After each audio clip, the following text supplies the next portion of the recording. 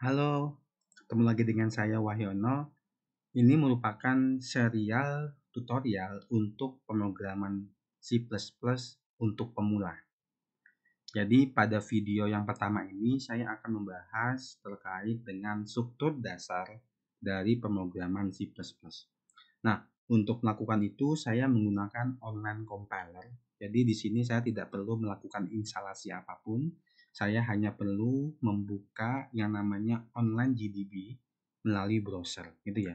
Jadi online GDB. Jadi online GDB ini merupakan salah satu compiler yang bisa diakses secara online. Oke, kemudian jangan lupa untuk memilih C++. Ya, ini adalah bahasa yang akan kita gunakan. Nah, ketika kita akan membuat sebuah program, gitu, biasanya program komputer itu mengandung dua komponen utama, gitu. Yang pertama itu disebut sebagai komponen header. Maaf ya, ini saya balikan lagi. Ini adalah online GDB, gitu. Yang pertama adalah komponen header, gitu ya. Header sini ya, header. Kemudian yang kedua itu adalah komponen program utama, gitu. Program utama. Nah, ini biasanya dua hal ini dulu ya, yang biasanya penting ketika kita membuat program. Nah, komponen header berisi berupa header yang menginclude sebuah library, gitu ya. Library ini yang ada pada bahasa C++. Misalnya saya menggunakan include IOStream, gitu ya. Include IOStream itu artinya adalah include saya memanggil library IOStream yang digunakan untuk input dan output. Nah, ini adalah bagian yang pertama, header, gitu ya.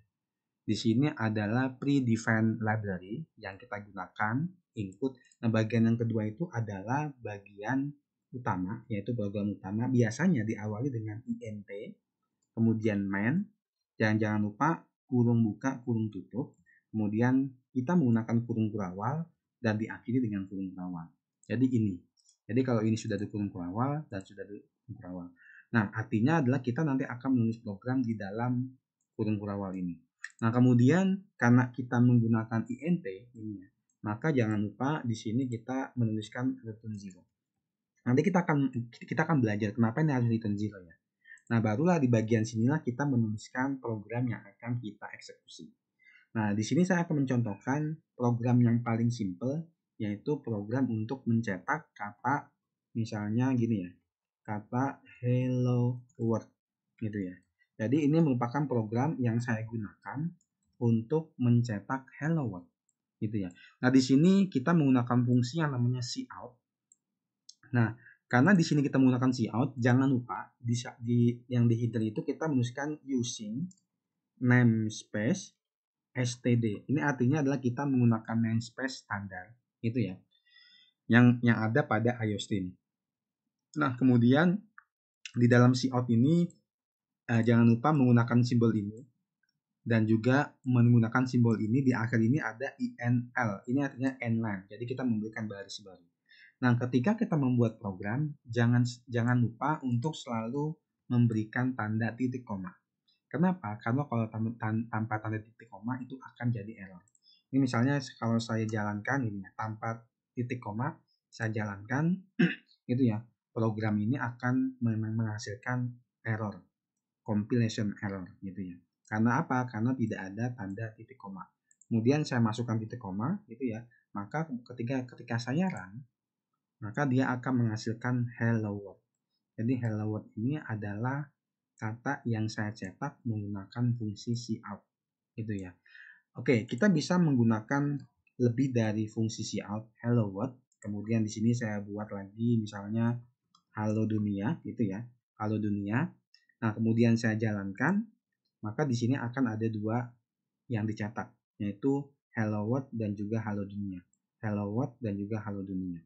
Nah, fungsi nl ini adalah nline, itu adalah untuk memberikan memberikan baris baru. Coba kalau ini saya hapus ya, misalnya ini saya hapus itu, kemudian ini saya jalankan, yang terjadi adalah nanti hello world-nya itu akan nyambung hello world sama halo dunia. Tapi kalau kita tambahkan misalnya ini spasi, gitu ya, maka di sini nanti akan ada spasi hello world, halo dunia. Ini ya, ini adalah program yang paling simple yang bisa kita gunakan. Nah, kemudian di dalam program C++ kita juga mengenal istilah yang namanya variables. Jadi variabel ini merupakan simbol yang akan menampung sebuah nilai. Misalnya saya membuat variabel dengan nama x, int x. Di sini artinya adalah saya membuat variabel x dengan tipe data integer atau bilangan bulan.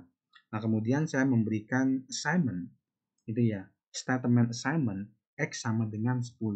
Maka x ini nanti akan bernilai 10. Coba kita cek, misalnya cout gitu. Cout x gitu ya. Kemudian saya jalankan itu ya. Maka nanti yang kecetak itu adalah angka 10 gitu ya. Kenapa? Karena kita mencetak variabel dan juga nilai x ini nilainya adalah 10. Nah, apa yang terjadi kalau kita menggunakan simbol tetapi kita tidak menggunakan deklarasi? Ini kita hapus ya. Tidak ada deklarasinya. Maka ketika kita jalankan, ini akan menjadi error gitu ya. Karena X ini tidak didefinisikan. Oleh sebab itu, jangan lupa setiap kita membuat variabel harus dideklarasikan. Ini ya. Dan satu hal yang perlu diperhatikan adalah deklarasi variabel di dalam C++ itu case sensitive. Jadi misalnya saya mendeklarasikan X besar, tapi yang saya gunakan X kecil.